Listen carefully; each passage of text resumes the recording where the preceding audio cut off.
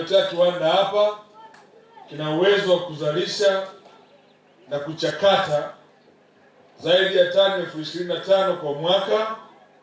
Rai yangu kwenu, naomba wazalishaji wote wa chumvi kuongeza uzalishaji ili tuweze kukidhi mahitaji ya kiwanda hichi.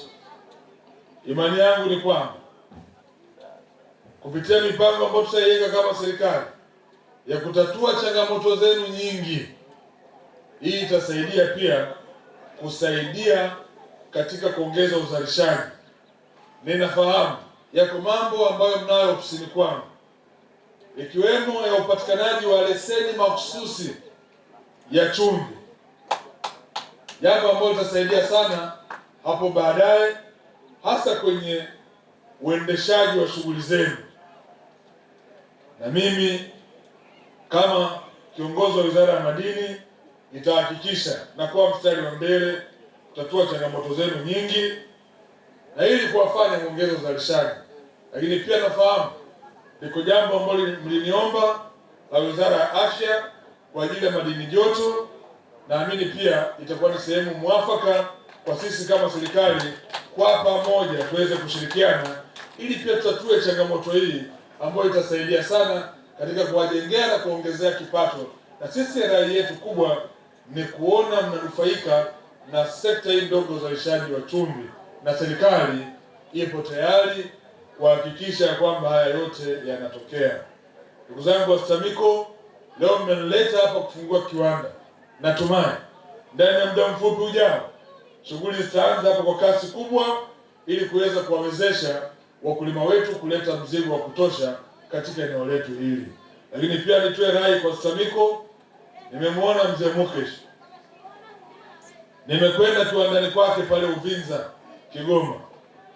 Naomba mpate nafasi STAMICO, nendeni mkamtembelee pale na wazalishaji wengine, mkaone namna ambavyo amefanya uwekezaji mkubwa, ili kwa baadaye pia kama tuna namna yoyote ya upanuzi na kuboresha shughuli zetu, kuangalia ambao wametutangulia wanaofanya vizuri sana katika eneo hili. Kama nilivyosema, kiwanda hiki kitatoa huduma mbili. Kwanza kitakuwa ni soko kwa mzalishaji wa chumvi. Mzalishaji wa chumvi ghafi alete chumvi yake hapa, sisi kama shirika tutanunua, tumpe pesa, arudi aende akazalishe. Swala la kuichakata, kuongezea ubora litabaki STAMICO, na kuipaki sisi tupeleke masokoni.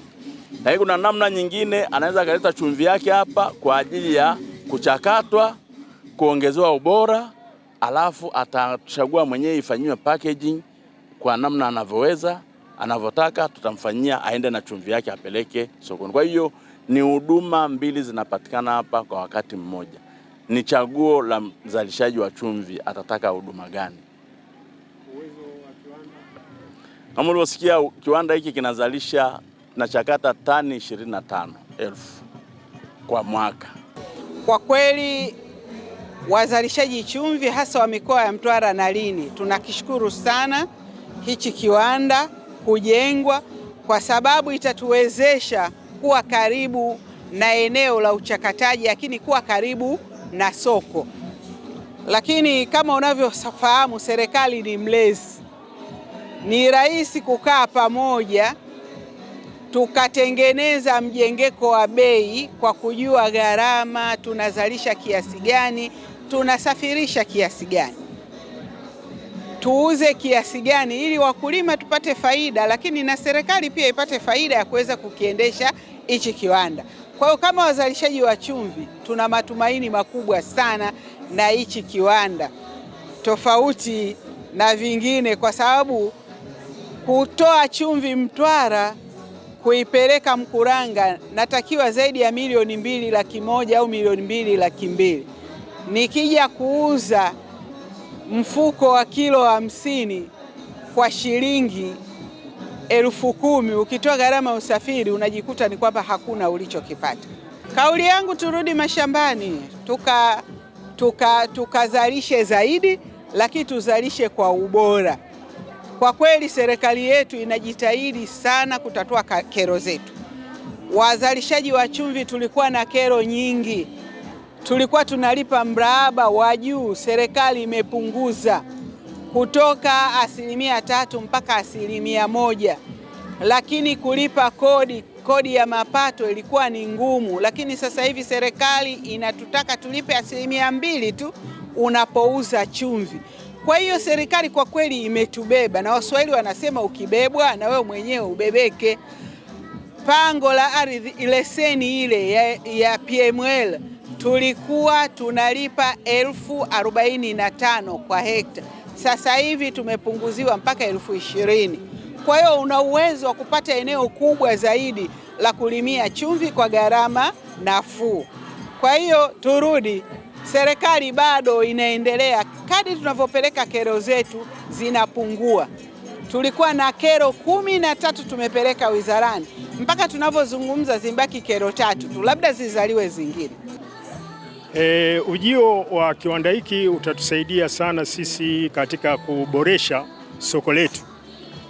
Kabla tulikuwa soko lina yumba, lakini tuliwahi muda mwingi kuifahamisha serikali changamoto yetu kuhusiana na soko, na muda mwingi ilikuwa imetoa ahadi, lakini mnavyofahamu serikali na vipaumbele vyake.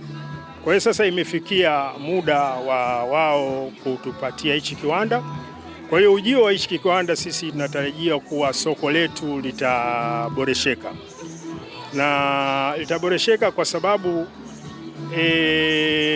matumizi ya chumvi ni makubwa na ni maeneo mengi, lakini sisi kama sisi kuyafikia ilikuwa kuna ugumu kidogo, lakini kwa kushirikiana na STAMICO, shirika la madini la taifa, tunataraji kuwa kuyafikia hayo masoko mengine yatakuwa na urahisi fulani.